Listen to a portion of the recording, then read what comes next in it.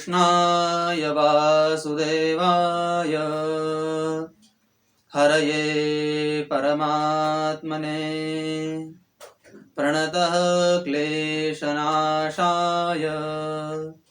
गोविन्दाय नमो नमः। अज्ञानतिमिरान्धस्य ज्ञानाञ्जनशलाकया चक्षुरुन्मीलितं येन तस्मै श्रीगुरवे नमः। वंशीविभूषितकरा नवनीरदाभां पीताम्बरामरुणबिम्ब फलाधरोष्ठाम् पूर्णेन्दुसुन्दरमुखा दरविन्दनेत्राम् कृष्णात् परं किमपि तत्त्वमहं न जाने। वाणीयं विनिधाय मौलिफलके पाणिमनोहारिणी वेद्यावादनकारिणी भगवती सन्तोषिदिव्यैस्तवैः विद्यानेकविचारिणी त्वमगमत् त्रैलोक्यसञ्चारिणी भक्त्या तं सततं नमामि वरदं श्रीशम्भुधारेश्वरम्। सच्चिदानन्दरूपाय विश्वोत्पत्त्यादिहेतवे तापत्रयविनाशाय श्रीकृष्णाय वयं नमः। हरे कृष्ण कृष्ण कृष्ण हरे हरे हरे राम राम राम हरे हरे। सद्गुरुदेव भगवान की जय। गोपाल कृष्ण भगवान की जय। श्री राधा रानी सरकार की जय। श्री सुखदेव जी महाराज की जय। श्री वेद व्यास जी महाराज की जय। श्रीमद् भागवत महापुराण की जय। जय जय श्री राधे, जय जय श्री राधे, जय जय श्री राधे। नमः पार्वती पतये हर हर महादेव।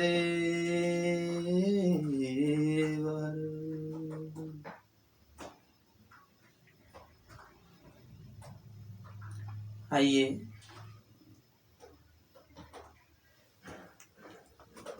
चित्तसार सिंधु अकारण करुणा वरुणालय सर्वस्व भगवान श्री राधा गोविंद जी के चरण कमलों का ध्यान करते हुए इस पावन श्रीमद् भागवत ज्ञान गंगा में प्रवेश करें। कथा में पधारे सभी हरि भक्तों वैष्णव जनों के चरणों में व्यास पीठ की ओर से आप सभी को मेरा प्रणाम।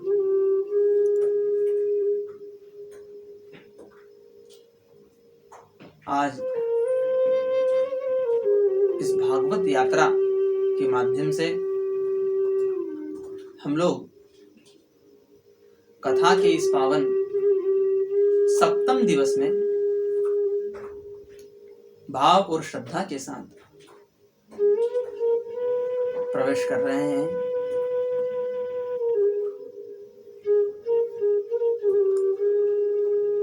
कल की कथा में हम लोगों ने श्रवण किया कि किस प्रकार अश्वत्थामा ने पांडवों के पुत्रों का वध करके दुर्योधन को समर्पित किया, जिससे क्रोधित होकर के महाराज अर्जुन अश्वत्थामा को केश पकड़ करके खींचते हुए द्रौपदी के पास ले आए थे। माता द्रौपदी ने कहा, मुच्यता मुच्यतामेष ब्राह्मणों नितरां गुरु, इन्हें मत मारो, ये हमारे गुरु हैं। और इस प्रकार माता द्रौपदी ने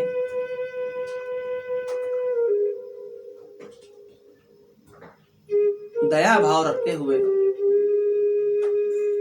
अपने शत्रु को भी जीवन दान दे दिया। वास्तविकता में यदि देखा जाए तो मनुष्य के जो मुख्य दो शत्रु हैं वो बाह्य न होकर आंतरिक हैं, और वो दो शत्रु हैं आलस्य और ईर्ष्या।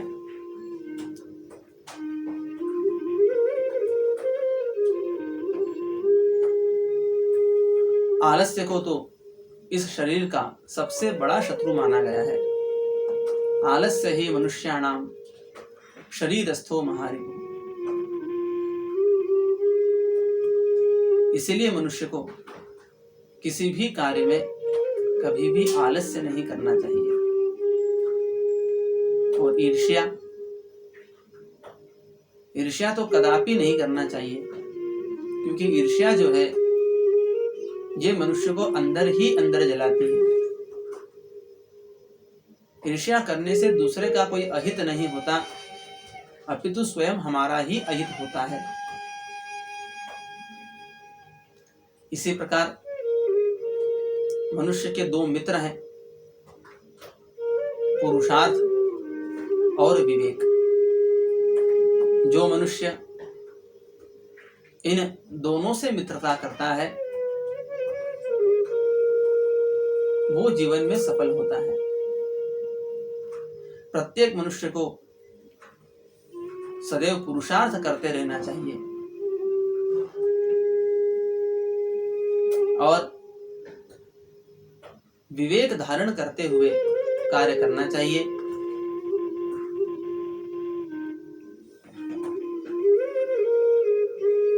जब माता द्रौपदी ने अश्वत्थामा को छोड़ देने के लिए कहा,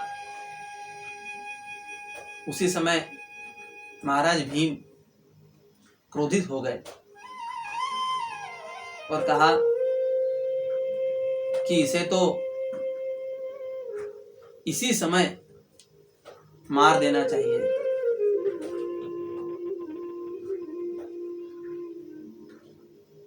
अब अर्जुन महाराज भ्रमित हो गए। माता द्रौपदी ने कहा कि छोड़ देना चाहिए। महाराज भीम ने कहा कि मार देना चाहिए। तो उन्होंने महाराज युधिष्ठिर से पूछा। उन्होंने भी धर्म का आश्वासन देते हुए कहा कि धर्म के हिसाब से तो इसे छोड़ देना चाहिए। महाराज अर्जुन से ने सबसे सलाह ली। इधर भगवान मौन होकर के मुस्कुरा रहे थे।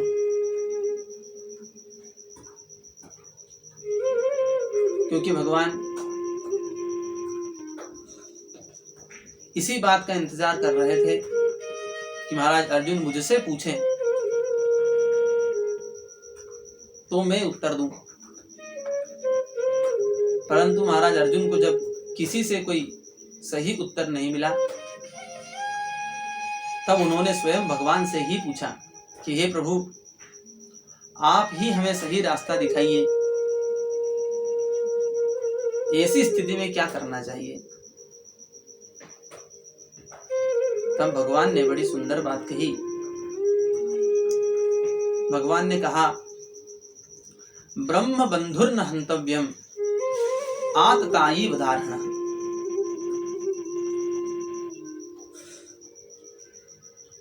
ब्राह्मण हैं इसलिए इनका वध नहीं करना चाहिए, किंतु आततायी है इसलिए छोड़ना नहीं चाहिए, मार देना चाहिए। गुरुपुत्र है इसलिए छोड़ देना चाहिए, किंतु रात्रि के अंधेरे में छिप करके इनका वध किया है इसलिए मार देना चाहिए। तो महाराज भीम बोले कि हे प्रभु, आप हमें सुझाव दे रहे हैं या उलझा रहे हैं? आपके जैसे दो चार न्यायाधीश यदि संसार में हो जाए तो इस संसार का तो उद्धार होना तय है, क्योंकि एक तरफ तो आप कह रहे हैं कि मार देना चाहिए, एक तरफ कह रहे हैं छोड़ देना चाहिए। परंतु महाराज अर्जुन भगवान की बात को समझ गए और अश्वत्थामा की केश पकड़ करके अश्वत्थामा के मस्तक में लगी हुई मणि को अर्जुन ने शस्त्र से काट करके निकाल लिया और अश्वत्थामा को छोड़ दिया, क्योंकि शास्त्र कहते हैं वपनम द्रविणादानम स्थानं निर्वापणम तथा एष ही ब्रह्म बंधूनां वधो नान्योस्ति देहिकः। वपन कर देना यानी सब बाल साफ कर देना, धन हरण कर लेना, अपमान कर देना, किसी स्थान से निकाल देना, ये सब अधम ब्राह्मणों का वध ही कहा गया है। इसलिए महाराज अर्जुन ने शास्त्र की मर्यादा को ध्यान में रखते हुए मणि निकाल करके अश्वत्थामा को छोड़ दिया। इधर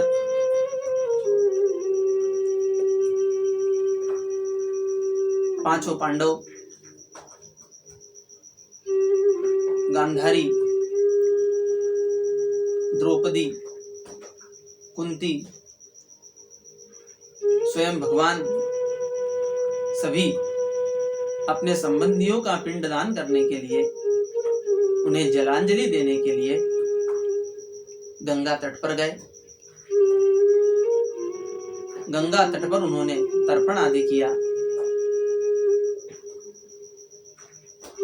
पितरों की मुक्ति के लिए प्रार्थना की।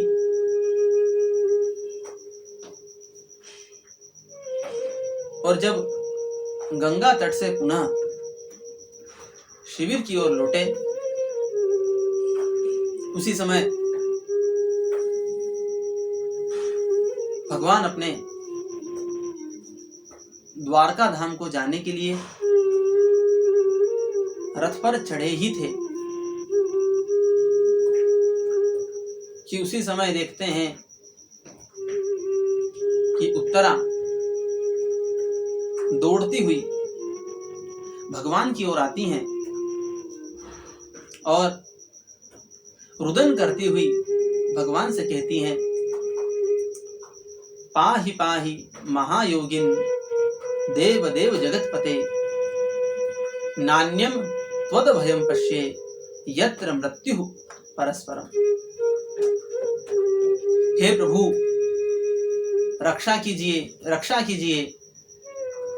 आप तो जगत के अधिपति हैं और आपके दर्शन मात्र से मृत्यु भी अभय को प्राप्त हो जाती है, ऐसी आपकी कृपा है।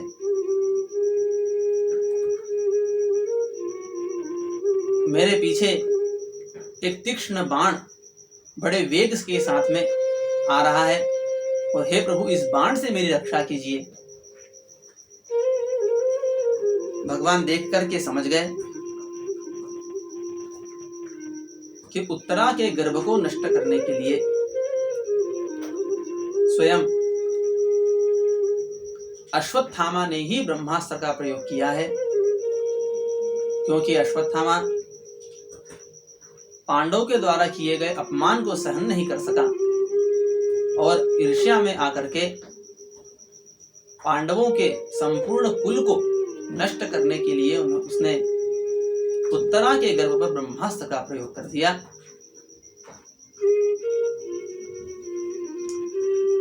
और पांचों पांडवों पर भी ब्रह्मास्त्र चला दिया।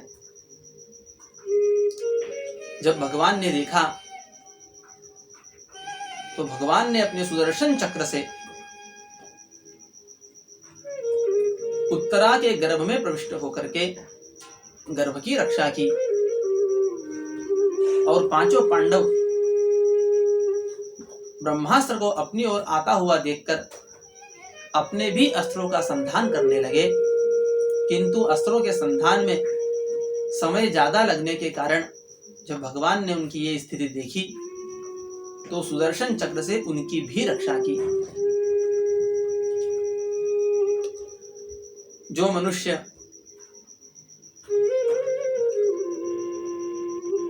तन से, मन से, धन से, सभी प्रकार से अपना सर्वस्व जब भगवान को अर्पित कर देता है तो भगवान उनके रक्षार्थ सदैव उपस्थित रहते हैं।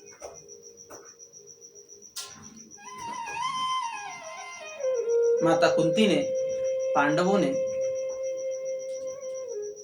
उनकी पत्नी द्रौपदी, पुत्रवधू उत्तरा आदि सभी भगवान को अपना सर्वस्व अर्पित कर चुके थे, अपना सब कुछ भगवान को ही समझते थे। इसीलिए उत्तरा ने भगवान से प्रार्थना की और भगवान ने अपने स्वयं के सुदर्शन चक्र से उत्तरा के गर्भ की रक्षा की।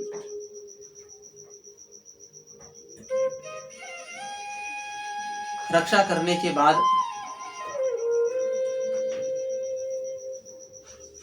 भगवान पुनः द्वारिका जाने के लिए रथ पर आरूढ़ हुए। तब सभी से कुछ न कुछ वरदान मांगने को कहा। किसी ने कुछ मांगा, किसी ने कुछ मांगा, किंतु माता कुंती ने भगवान से जो चीज मांगी उसकी तो साधारण मनुष्य कल्पना भी नहीं कर सकता। माता कुंती ने भगवान से कहा, विपदः सन्तु नः शश्वत् तत्र तत्र जगत गुरो भवतो दर्शनम यस्या द पुनर्भव दर्शनम। हे प्रभु, यदि आप हमें कुछ देना ही चाहते हैं तो आप ऐसी कृपा कीजिए कि हमारे जीवन में दुख ही दुख हो, क्योंकि दुख में ही आपका स्मरण होता है। और जब आपका स्मरण होता है तो बार बार इस जन्म मृत्यु के चक्र में फंसना नहीं पड़ता, समस्त भय दूर हो जाता है, मनुष्य अभयता को प्राप्त करता है। इसलिए हे प्रभु, आप मुझे दुख दीजिए।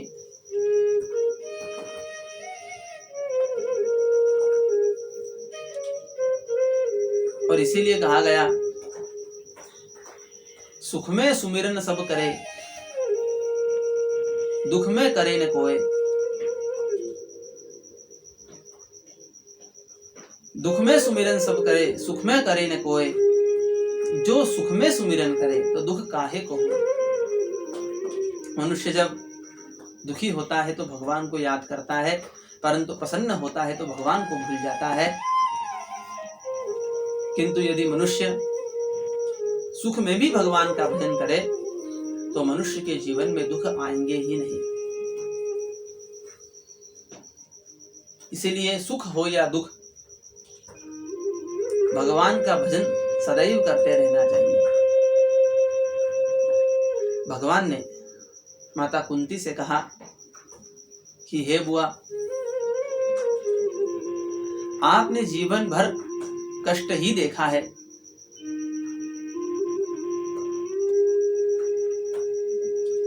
छोटी अवस्था में पिताजी मृत्यु को प्राप्त हो गए।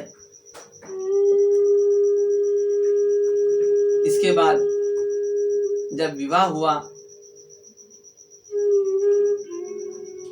तो महाराज पांडु से हुआ, जिन्हें श्राप था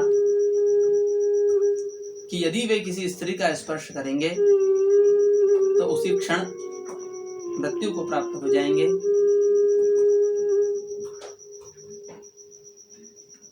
बचपन में भी सुख नहीं मिला, विवाह के बाद भी सुख नहीं मिला,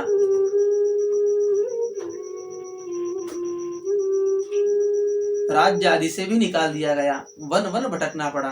यानी कि हे बुआ, आपने तो पूरे जीवन में दुख ही दुख देखा है, फिर भी आप दुख ही मांग रही हैं।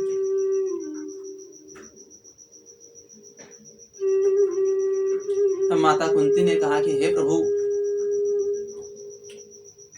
आपने सदैव हमारी रक्षा ही की है, चाहे वो लाक्षागृह की अग्नि से हो, चाहे वो युद्ध में शत्रुओं के तीखे बाणों से हो, चाहे वो वन में राक्षस आदि से हो, आपने सदैव हमारी रक्षा की है और इसी प्रकार आगे भी हमारी रक्षा करिए। ऐसी सुंदर 26 श्लोकों में माता कुंती ने भगवान की स्तुति की और भगवान कुछ समय के लिए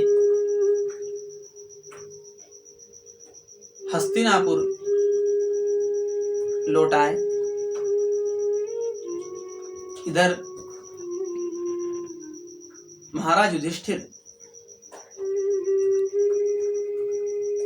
शोक में संतप्त थे।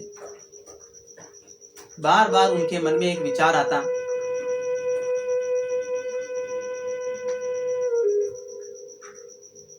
कि मैंने इस नश्वर शरीर के लिए इतने सारे जीवों का वध कर दिया, इतने सारे योद्धाओं को मारा, मुझे तो हजारों वर्षों तक मुक्ति नहीं मिल सकती। महान शोक से संतप्त होकर के दुखी हो रहे हैं। एक दिन महाराज युधिष्ठिर का एक नियम था कि प्रतिदिन भगवान के दर्शन करने को उनके शिविर में जाते थे।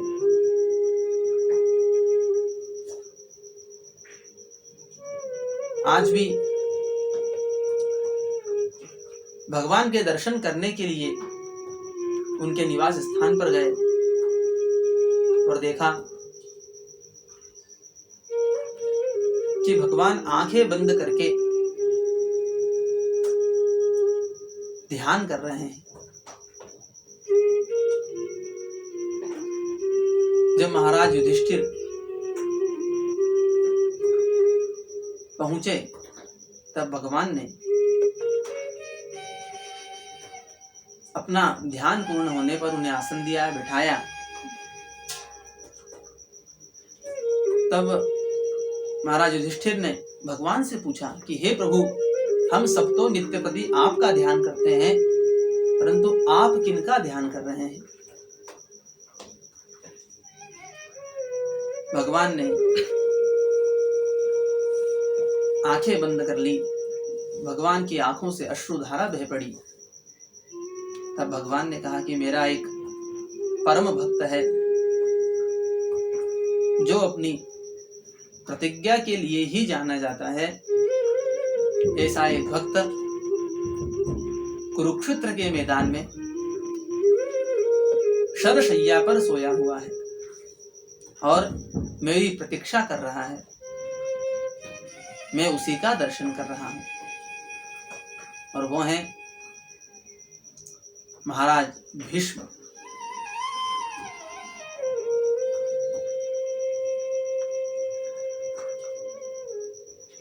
भगवान ने विभिन्न बातों के माध्यम से श्री वेद व्यास जी ने विभिन्न ग्रंथों का उद्धरण देते हुए महाराज युधिष्ठिर का शोक दूर करने का प्रयास किया, परंतु नहीं कर सके। अब देखिए, ऐसा नहीं है कि भगवान में इतना सामर्थ्य नहीं कि भगवान किसी का शोक दूर न कर सके। भगवान तो सर्वशक्तिमान है, किंतु भगवान अपने परम भक्त महाराज भीष्म के मुख से युधिष्ठिर के प्रश्नों का उत्तर देना चाहते थे। इसीलिए उन्होंने ये लीला रची। अगले दिन सभी पांडव, माता कुंती, द्रौपदी, भगवान स्वयं कुरुक्षेत्र के मैदान में महाराज भीष्म से मिलने पहुंचे।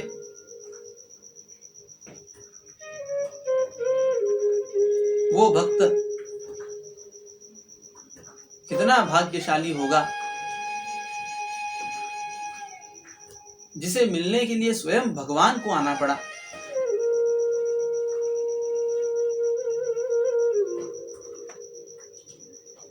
महाराज भीष्म ने भगवान का मन ही मन ध्यान किया, उन्हें प्रणाम किया।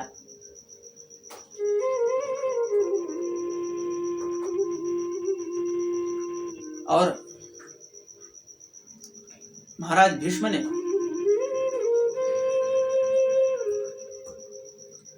भगवान की परम सुंदर स्तुति, जिसे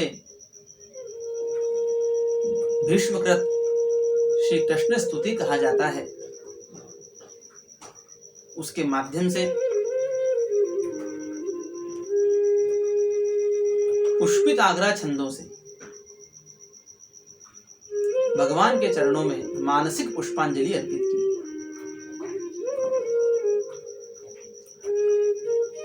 जब हम हमारे शास्त्रीय ग्रंथों को देखते हैं तब पाते हैं कि उन्हें कितने वैज्ञानिक दृष्टिकोण से बनाया गया है। भागवत की संस्कृत को ही ले लीजिए। जब महाराज भीष्म भगवान के चरणों में पुष्पांजलि अर्पित करना चाहते थे तो उन्होंने पुष्पित आग्रा छंदों से भगवान की स्तुति की। छंदों के विभिन्न प्रकार हैं, इसमें एक छंद होता है पुष्पित आग्रा। बड़ी सुंदर स्तुति की है। इति मतिरूपकल्पिता वितृष्णा भगवति सात्वत पुंगवे विभुम्नि स्वसुखमुपगते क्वचिद्विहर्तुं स्वसुखमुपेयिषु यद्भव प्रवाह इति मति रूप कल्पिता वितृष्णा। हे प्रभु, मैं आपके चरणों में कुछ भी अर्पित करने में सामर्थ्यवान नहीं हूँ, इसलिए हे प्रभु, मैं अपनी मति को ही आपके चरणों में अर्पित कर देता हूँ।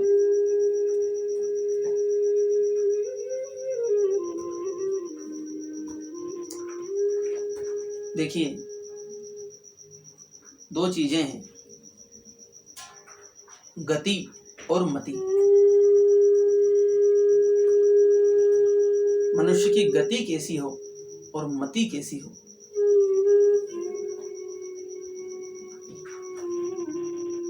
कबीरदास जी ने इसके लिए पनिहारी का उदाहरण दिया है। जिस प्रकार पनिहारी जब जल भरने जाती है और जल भर कर के लौटती है तो अपने सिर पर एक के ऊपर एक बहुत सारे घड़े रख करके लाती है और आते समय अपने सखियों के साथ में वार्तालाप भी करती है, परंतु एक भी घड़ा उसके सिर पर से गिरता नहीं है। इसी प्रकार हर मनुष्य को भी होना चाहिए, यानी कि उसकी गति कैसी भी हो, कहीं भी हो, परंतु उसकी मति सदैव भगवान के चरणों में होना चाहिए। पनिहारी बात करती हुई जाती है, परंतु ध्यान पूरा घट की ओर होता है, इसी वजह से घट टिका रहता है। और यदि मनुष्य की मति भी भगवान के चरणों में अर्पित होगी तो मनुष्य भी सही मार्ग पर चलेगा। मति सही होगी तो गति स्वयं ही सही हो जाएगी। इसीलिए महाराज भीष्म ने भगवान के चरणों में अपनी मति को अर्पित किया। भगवान की बड़ी सुंदर स्तुति की कि हे प्रभु, जब आप युद्ध के मैदान में बड़े बड़े योद्धाओं से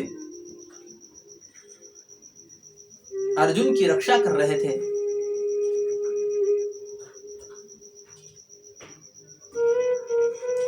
जब आप अर्जुन को गीता का उपदेश दे रहे थे,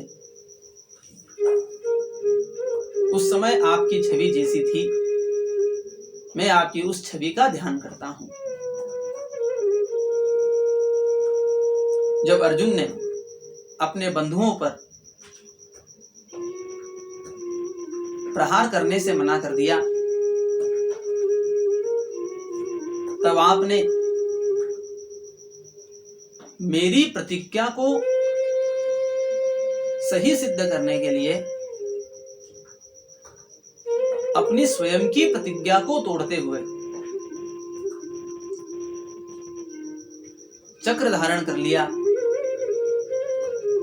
और मेरी ओर दौड़ पड़े। दौड़ते हुए आपकी कमर से आपका पीतांबर गिर गया। अर्जुन ने आपको पकड़ने के लिए आपके चरणों में गिर करके चरण को पकड़ लिया। उस समय जैसी आपकी छवि थी, मैं उस छवि का ध्यान करता हूं। युद्ध के मैदान में भयंकर युद्ध चल रहा था और आप पांडवों की रक्षा के लिए सारथी बन करके उनकी रक्षा कर रहे थे।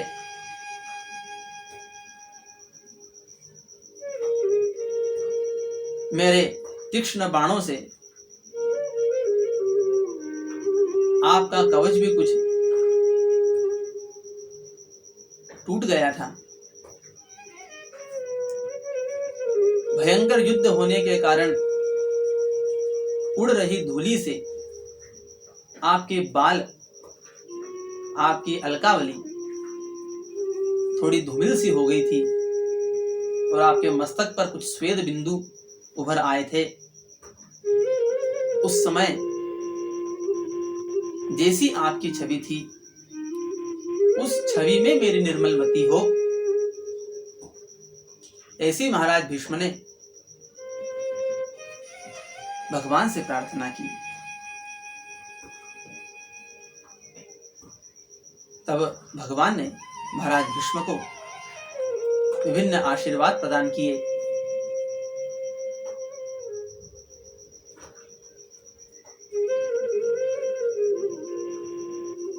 महाराज युधिष्ठिर भी अपनी शंका लेकर के महाराज भीष्म से प्रश्न करते हैं कि हे पितामह भीष्म, आप ही मुझे बताइए कि मैंने इतने सैनिकों का वध किया, इतनी स्त्रियों को अनाथ कर दिया, इतने घरों को नष्ट कर दिया, मुझे मुक्ति कैसे मिलेगी?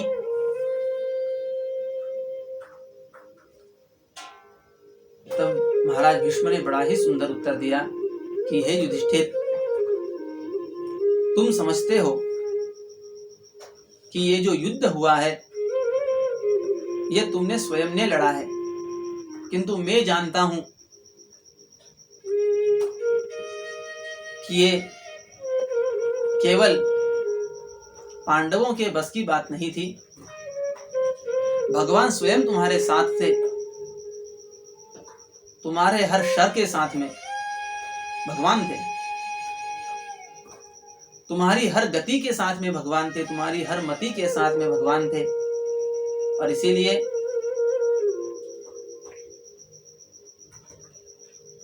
जो भी करते हैं भगवान ही करते हैं।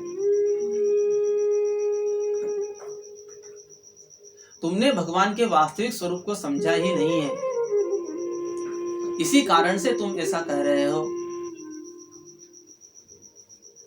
क्योंकि मनुष्य कुछ भी करने वाला होता ही नहीं, जो भी करते हैं भगवान ही करते हैं। मनुष्य तो सिर्फ एक निमित्त मात्र होता है। और ये बात गीता जी में स्वयं भगवान ने भी कही है। इसलिए तुम शोक न करो, क्योंकि ये जो युद्ध हुआ है ये सब भगवान की एक माया है और हर मनुष्य अपने कर्मों से बंधा हुआ है। शंकराचार्य जी ने भी एक बड़ी अच्छी बात कही, सुखस्य दुखस्य न कोपि दाता परो ददातीति कुबुद्धिरेषाम् अहं करोमीति वृथाभिमानः स्वकर्म सूत्रः गृहीतो हि लोकः। सुख और दुख का देने वाला कोई नहीं है।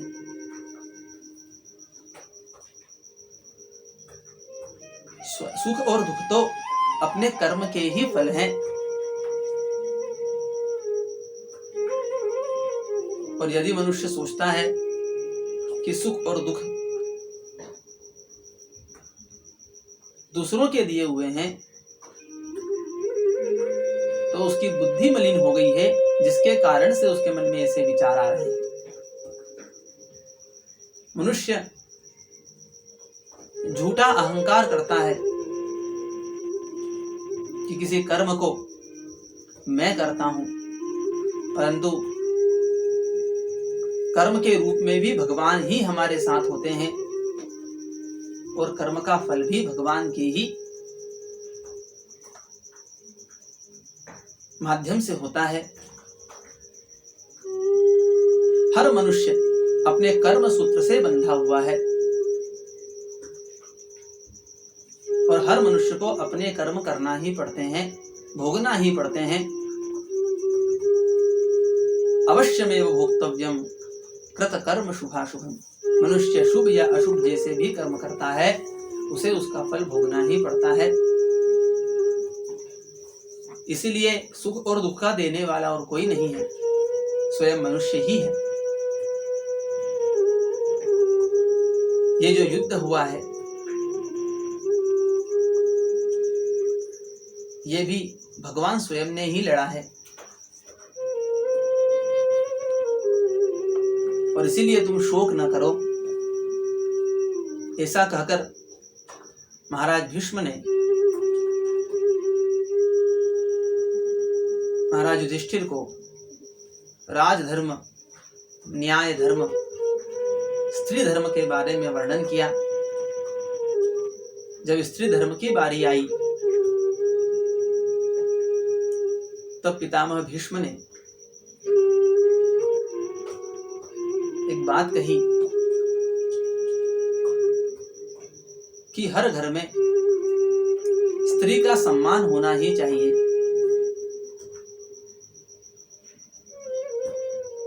जिस घर में स्त्री का सम्मान नहीं होता वो घर घर ही नहीं होता।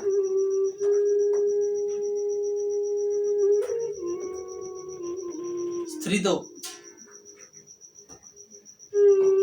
इस जगत को उत्पन्न करने वाली है, इसीलिए संसार में पूजनीय है। हर स्त्री का सम्मान होना चाहिए।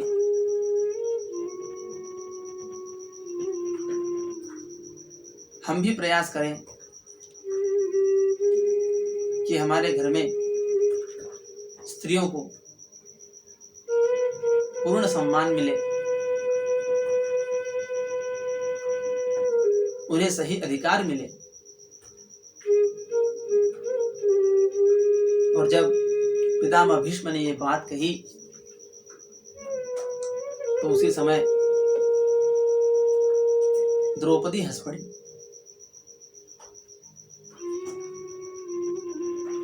महाराज भीष्म ने जब द्रौपदी से इसका कारण पूछा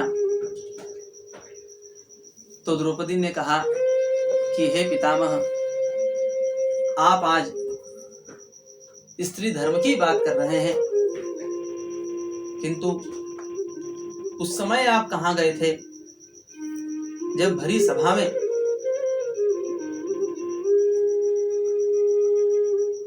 मेरी लाज का हरण किया जा रहा था। उस समय उस सभा में आप ही बड़े थे और आप चाहते तो मेरी रक्षा कर सकते थे, किंतु आपने मेरी रक्षा नहीं की। उस समय मैं चिल्लाती रही, रोती रही, किंतु किसी ने मेरी रक्षा नहीं की।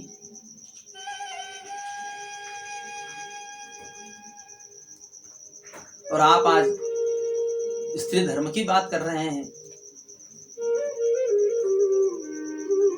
पितामह भीष्म को भी इस बात पर बड़ी आत्मग्लानि हुई।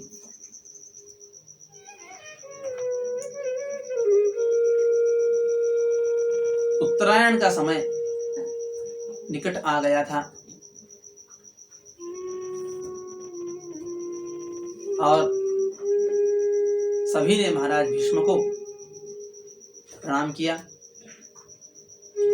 पितामह भीष्म ने भी भगवान के चरणों में प्रणाम किया और भगवान के चरणों में ध्यानस्थ होते हुए भी अपने शरीर को त्याग दिया।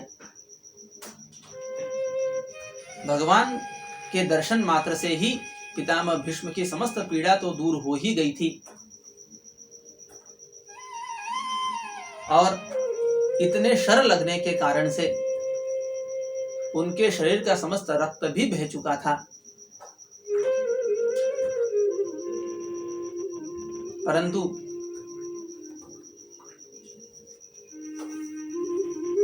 महाराज भीष्म उत्तरायण का इंतजार कर रहे थे, उत्तरायण का रास्ता देख रहे थे, और जब उत्तरायण आया तभी पितामह भीष्म ने अपना शरीर त्यागा। यहाँ पर उत्तरायण शब्द आया है।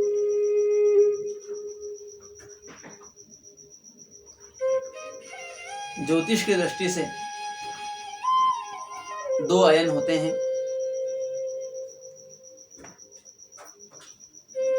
उत्तरायण और दक्षिणायन।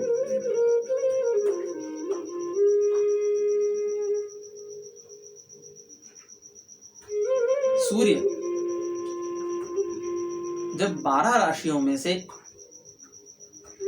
6 राशियों में होते हैं तो उत्तरायण होता है, और शेष 6 राशियों में दक्षिणायन होता है। परंतु आध्यात्म में उत्तरायण का क्या अर्थ है और दक्षिणायन का क्या अर्थ है?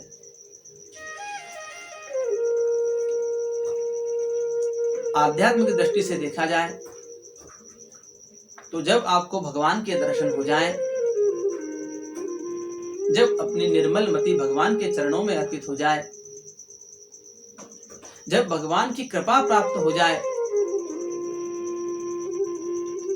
जब भी आप भगवान का स्मरण करने लगे तो समझिए कि वो उत्तरायण है।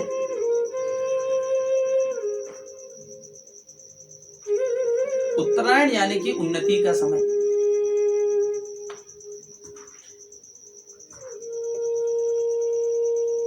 और दक्षिणायन जब आप भगवान को भूल जाएं, कोई भी कार्य करें तो उसे भगवान के श्री चरणों में बिना समर्पित किए करें। आपके जीवन से भगवान यदि दूर हो जाएं तो समझिए कि ये दक्षिणायन समय है, विपत्ति का समय है। क्योंकि शास्त्रों ने कहा है, विपदो नैव विपदः संपत्तो नैव संपदः विपद विस्मरणं विष्णुः संपत् नारायण स्मृति। विपदा विपदा नहीं है, संपत्ति संपत्ति नहीं है। यानी कि जो सामान्य विपदा दिखती है वो विपदा नहीं है, और जो सामान्य संपत्ति दिखती है भौतिक दृष्टि से वो संपत्ति नहीं है। तो फिर विपत्ति और संपत्ति क्या है? जब हम भगवान को भूल जाएं, उनका विस्मरण हो जाए तो वही विपत्ति है, और जिस समय भगवान का स्मरण हो जाए वही संपत्ति है। तो इसीलिए भगवान भीष्म उत्तरायण का रास्ता देख रहे थे, प्रतीक्षा कर रहे थे, मतलब कि भगवान की प्रतीक्षा कर रहे थे। और जैसे ही महाराज भीष्म ने भगवान का दर्शन किया, वैसे ही उनका उत्तरायण काल प्रारंभ हो गया। और उत्तरायण काल प्रारंभ होते ही महाराज भीष्म ने, पितामह भीष्म ने अपने शरीर को छोड़ दिया।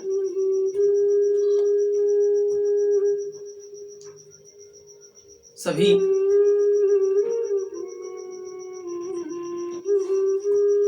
महाराज भीष्म को प्रणाम करके अश्रुधारा बहाते हुए अपने स्थान को लौटाए।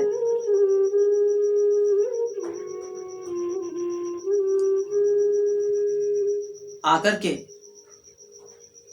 महाराज युधिष्ठिर का राज्याभिषेक हुआ।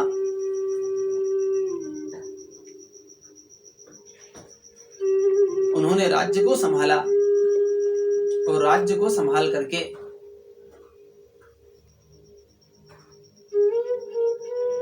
सही स्वरूप में राज्य का शासन करने लगे। एक समय महाराज विदुर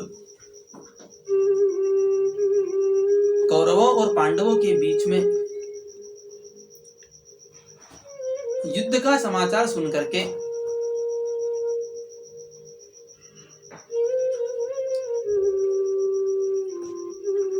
वन की ओर चले गए थे।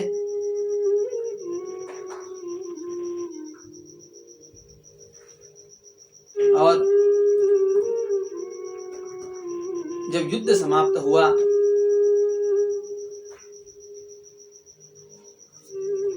तो युद्ध की समाप्ति पर महाराज युधिष्ठिर के शासन में पुनः अपने स्थान को लौट आए।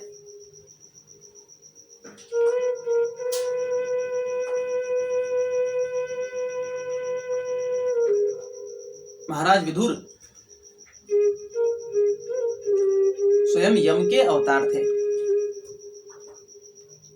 और मांडव्य ऋषि के श्राप से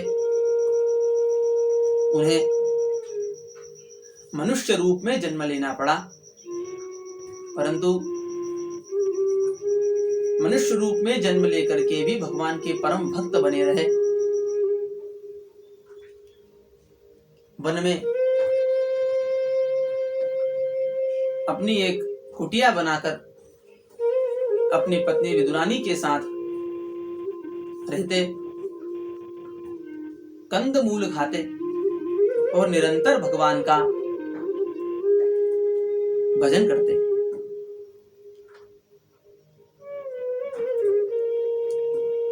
परंतु महाराज विदुर और विदुरानी, उनके मन में अटल श्रद्धा थी कि एक न एक दिन भगवान हमारी कुटिया में अवश्य पधारेंगे।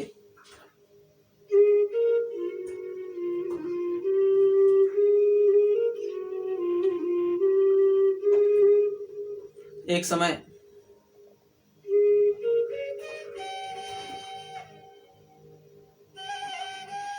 कौरवों की सभा में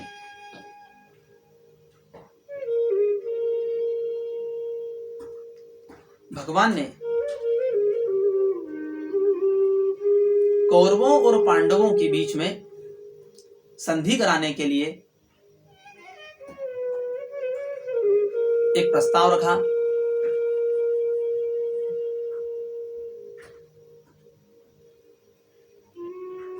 भगवान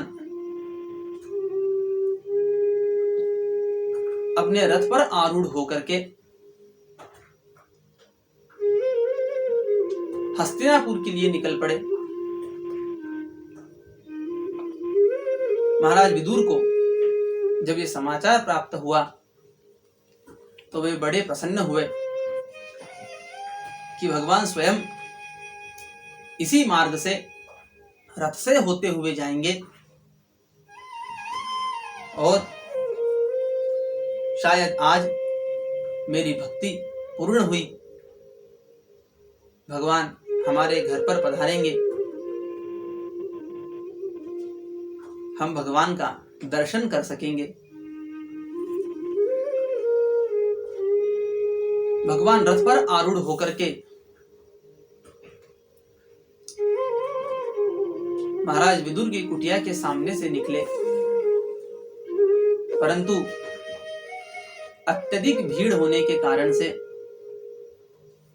क्योंकि जगह जगह उनका स्वागत किया जाता था, तो अत्यधिक जनसंख्या होने के कारण से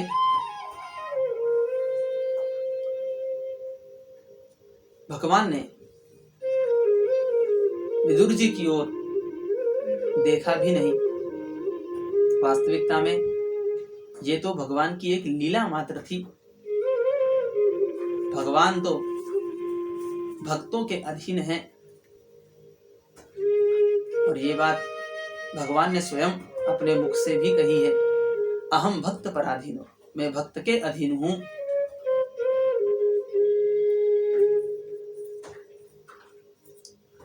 भगवान अपने रथ पर आरूढ़ होकर के विदुर जी के कुटिया के आगे से निकले और धृतराष्ट्र की सभा में पहुंचे। परंतु कौरवों ने, धृतराष्ट्र ने भगवान की एक भी बात स्वीकार नहीं की। और जब भगवान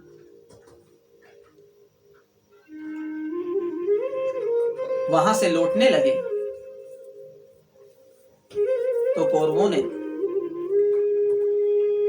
भगवान को भोजन का निमंत्रण दिया और भगवान के लिए 56 भोग का आयोजन किया गया।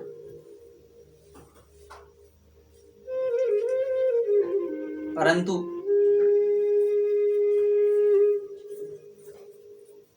भगवान ने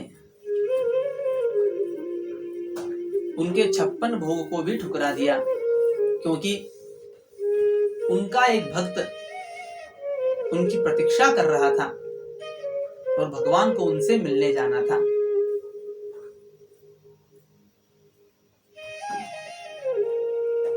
धृतराष्ट्र ने भगवान की संधि को नकार दिया, स्वीकार नहीं किया, क्योंकि जिसके बुद्धि में लोभ होता है उसे सत्य भी दिखाई नहीं देता। और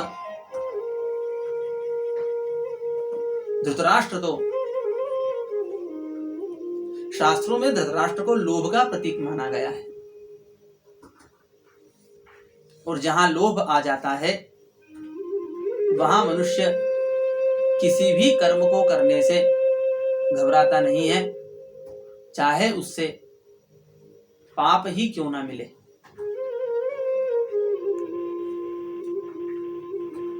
भगवान ने धृतराष्ट्र को इतनी बार समझाया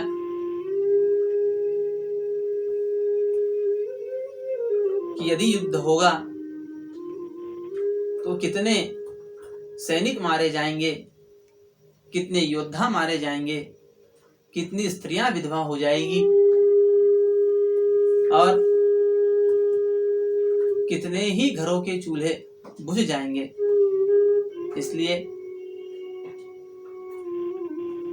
इस संधि को स्वीकार कर लीजिए।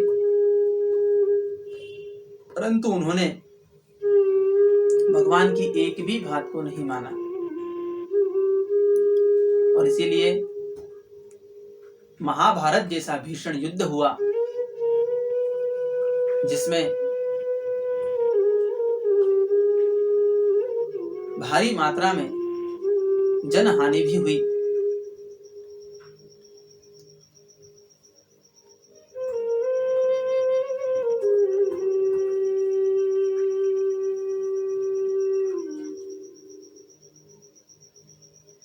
एक कथा याद ध्यान में आती है। एक समय एक ब्राह्मण का बालक शिक्षा प्राप्त करके अपने ग्राम को वापस लौटा और लौट करके अपने पिताजी से कहा कि मैं सब कुछ पढ़ करके आ गया हूं। अपने पिताजी से कहने लगा कि हर शास्त्र के हर श्लोक को मैंने पढ़ा है, समझा है और मैं हर शास्त्र का ज्ञाता हो गया हूं। पिताजी भी उसके पिताजी थे। उन्होंने कहा यदि ऐसा है तो एक प्रश्न का उत्तर दो। बालक ने कहा ठीक है, पूछिए। पिताजी ने कहा कि ये बताओ कि पाप का बाप कौन है। अब ये प्रश्न सुन करके तो बालक का दिमाग ही घूम गया, क्योंकि ये तो किसी शास्त्र में लिखा ही नहीं था। परंतु यदि इसका उत्तर न दे तो फिर सभी शास्त्रों का ज्ञाता भी नहीं कहलाएगा और अपनी छवि भी खराब होगी। इसलिए उस बालक ने अपने पिताजी को कहा कि हे पिताजी, मैं इसका उत्तर अवश्य दूंगा, आप मुझे थोड़ा समय दीजिए। वो ब्राह्मण बालक निकल पड़ा, विभिन्न स्थानों में विभिन्न संतों से मिला और यही जो मिलता उससे यही प्रश्न करता कि पाप का बाप कौन है। परंतु जहां भी जाता वहां पर उसे कोई उत्तर नहीं मिलता। घूमते हुए एक ग्राम में पहुंचा और ग्राम में पहुंच करके एक घर को देखा तो उस घर के बाहर आंगन गोबर से लिपा हुआ था, सुंदर साज सज्जा की गई थी और एक तुलसी का पौधा लगा था। ब्राह्मण ने सोचा कि शायद ये किसी वैष्णव का घर है, क्योंकि तुलसी तो वैष्णव के घर में ही होती है।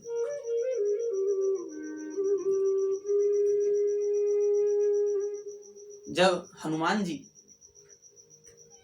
लंका गए तो उन्होंने वहां पर एक घर देखा जिसमें तुलसी लगी हुई थी और उसी को देख करके महाराज हनुमान जी ने ये समझा कि ये किसी भक्त का ही घर है, किसी वैष्णव का ही घर है, क्योंकि तुलसी तो किसी वैष्णव के घर में ही हो सकती है।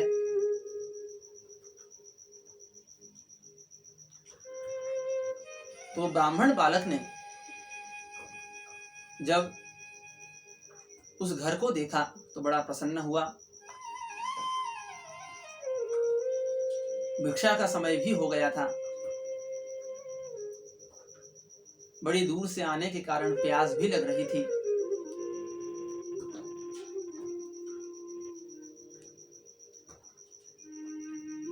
जाकर के उस घर के बाहर बैठ गए और बाहर से ही आवाज दी।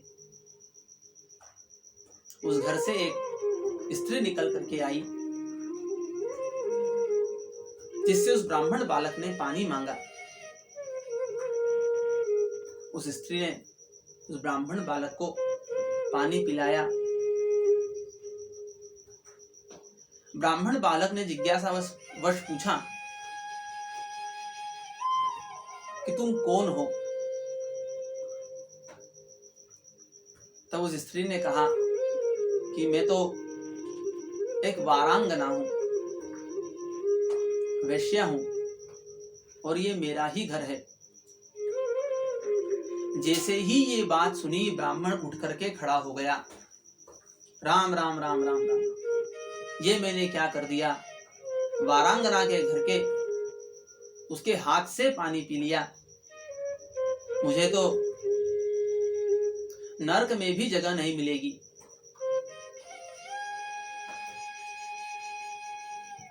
अब तो गंगा स्नान करना ही पड़ेगा, तब जाकर के मेरी शुद्धि हो सकती है। वारांगना ने कहा कि हे ब्राह्मण देवता, मैं चाहती हूं कि आप मेरे ही घर पर भोजन करें। ब्राह्मण को बड़ा क्रोध आया कि हे वारांगना, तू मुझे क्या ऐसा वैसा समझती है? मैं तो एक शास्त्रों को जानने वाला ब्राह्मण हूं। तब वेश्या ने कहा कि हे ब्राह्मण देवता, आपने जल तो ग्रहण कर ही लिया है, एक बार डुबकी लगाएंगे, भोजन भी कर लीजिए। मैं आपको एक स्वर्ण की मुद्रा दूंगी।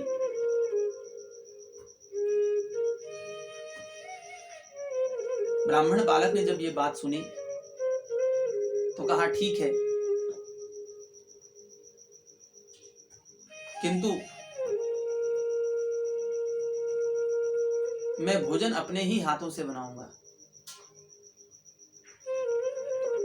तब वारांगना ने कहा कि हे ब्राह्मण देवता, मैं चाहती हूँ कि मैं स्वयं अपने हाथों से आपको भोजन बना करके खिलाऊं।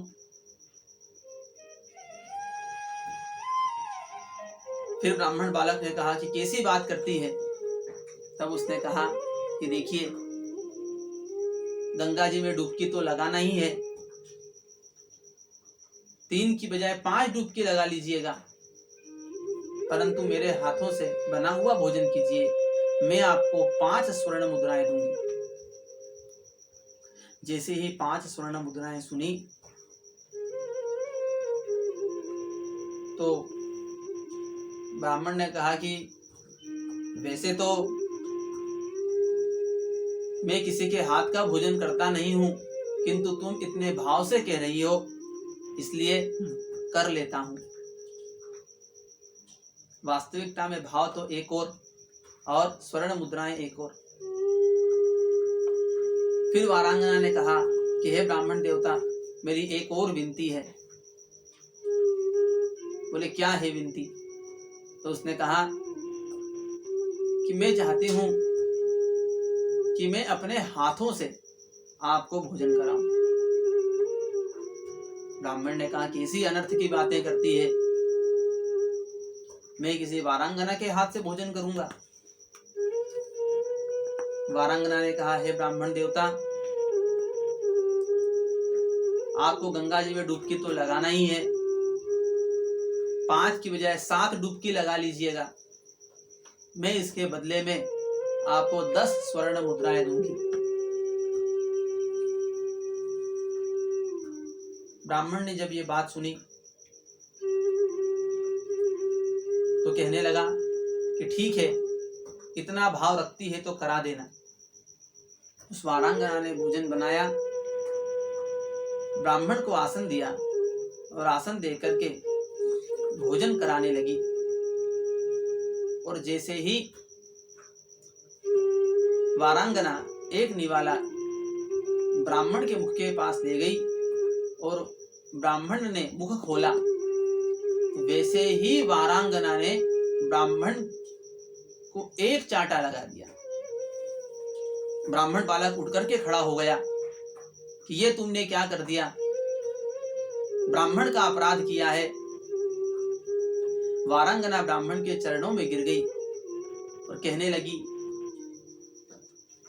कि हे ब्राह्मण देवता, मैं आपका अपमान नहीं करना चाहती थी, किंतु मैं तो आपके प्रश्न का उत्तर देना चाहती थी। आप पूरे ग्राम में ये पूछ रहे थे कि पाप का बाप कौन है,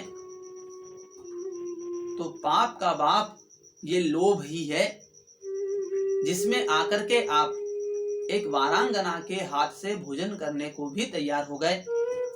यदि आपको स्वर्ण मुद्राओं का लोभ नहीं होता तो आप मेरे हाथ से भोजन कदापि नहीं करते। ब्राह्मण को उसका उत्तर मिल चुका था।